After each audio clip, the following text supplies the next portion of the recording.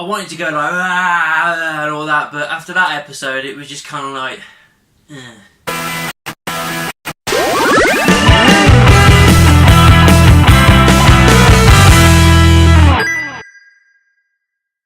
Hi guys, welcome to Beard's Eye View, and this is going to be my spoiler review for the final ever episode for Game of Thrones. Yep, spoilers all the way through this. Make sure you've checked out the episode before you check out my review. Spoilers all the way through this video, guys. Make sure you keep a lookout for a video coming on Wednesday, which is the Money in the Bank podcast that me and my friend do. That's my Wednesday video for this week.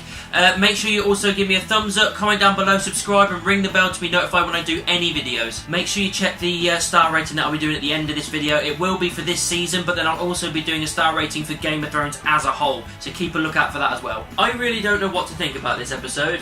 There was one big shocker, and everything else kind of not necessarily fell flat, but just didn't give me that real, just kind of, moment, you know what I mean, just that elation that you kind of want out of something that you've been so invested in for so long, and I just didn't feel like we got that with this episode. It gave us some bits and bobs that we weren't expecting, it gave us some things that we kind of, I kind of liked, I suppose, but overall, considering this is the final episode of Game of Thrones, it's the last one of the last season, I shouldn't be standing here talking to you like this going, trying to pick apart good bits. I should be going, oh my god, that was awesome, and it just wasn't.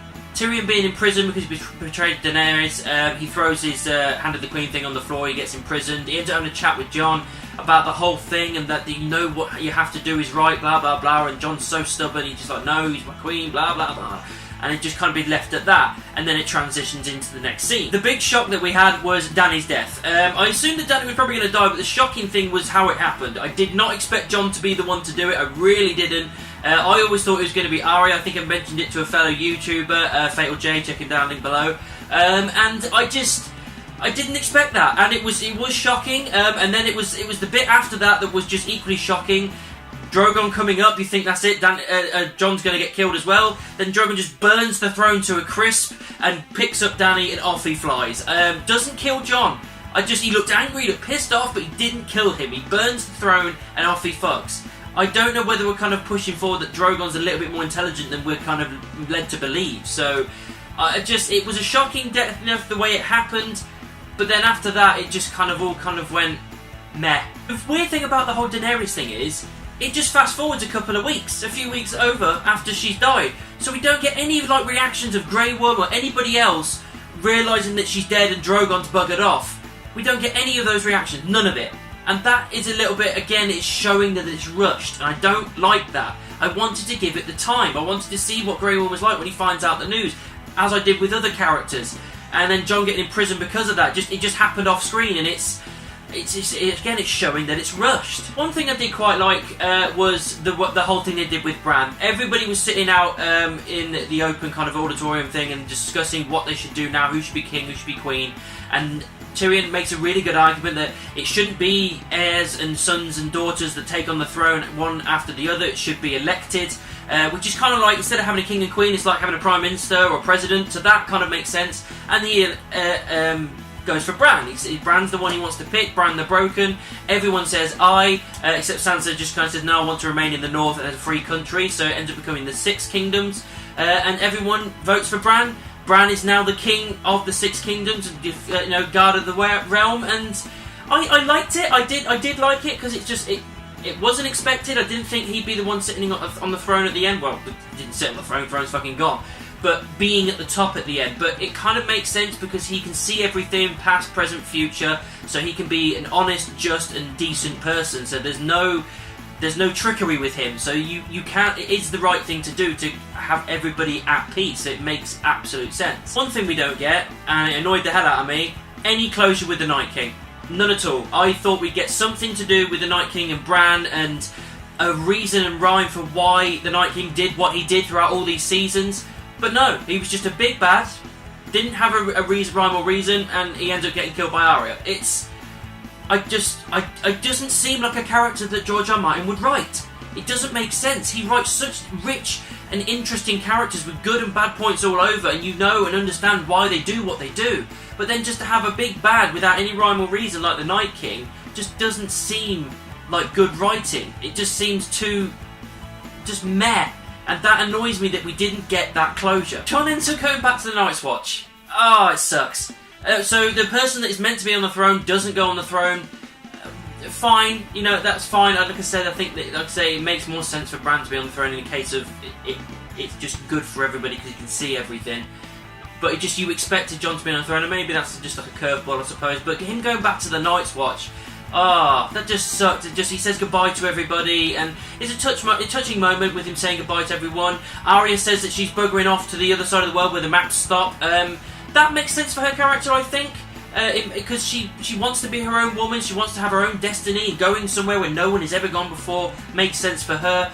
But again, another thing that annoys me on the back of that is that we don't get that closure of that eyes all closed forever, brown eyes, blue eyes, green eyes. Where's the green eyes? Never happened, she didn't kill anyone. So that ended up being a load of bollocks. Of course, Sansa ends up becoming Queen of the North, gets exactly what she wants in the end.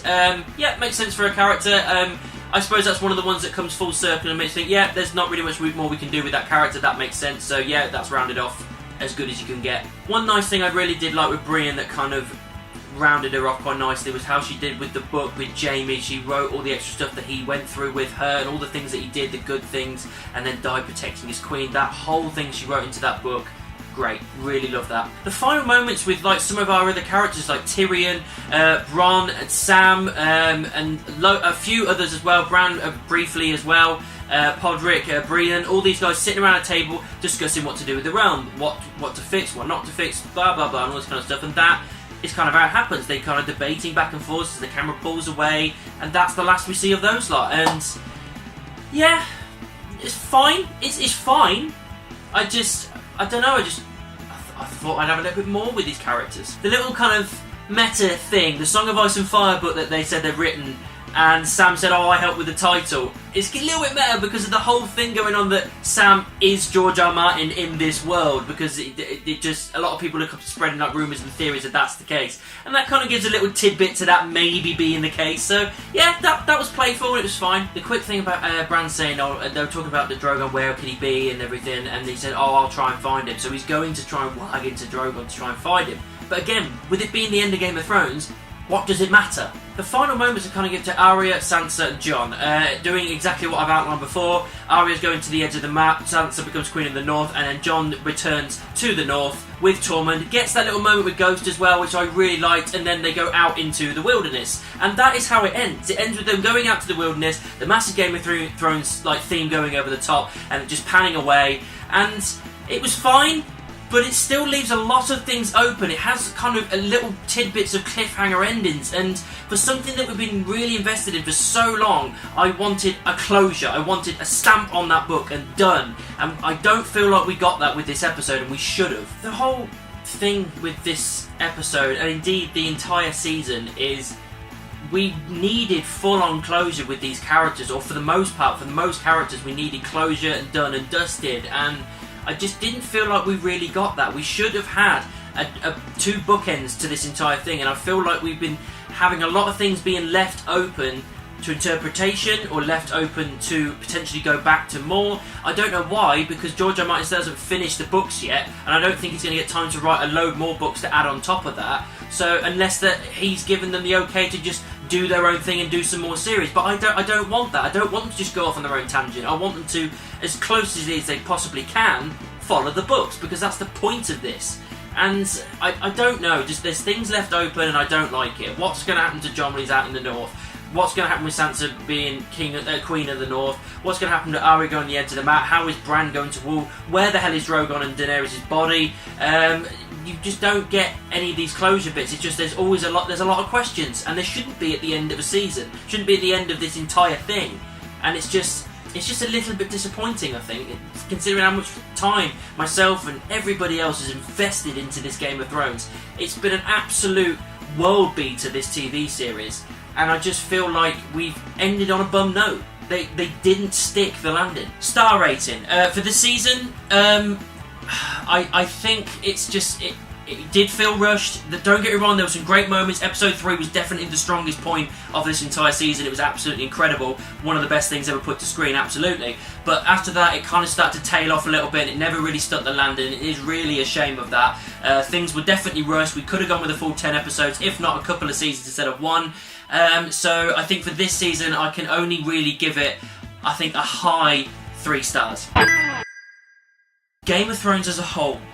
Now, this is going over every single season that we've had, and regardless of how things ended, I think this TV series is an absolute world beater. It's the biggest TV show we have ever had in this world. It's done amazing things that we never would have expected. Shocking moments, twists, turns, great story writing, great characters, great actors, great CGI, great set pieces. Everything about it was absolutely incredible overall. And I think there's not going to be a TV series like this in our lifetime for a very, very long time. I think it's going to be hard to beat something as strong as Game of Thrones was, regardless of how the things kind of panned out at the end. So, a star rating for the entirety of Game of Thrones overall.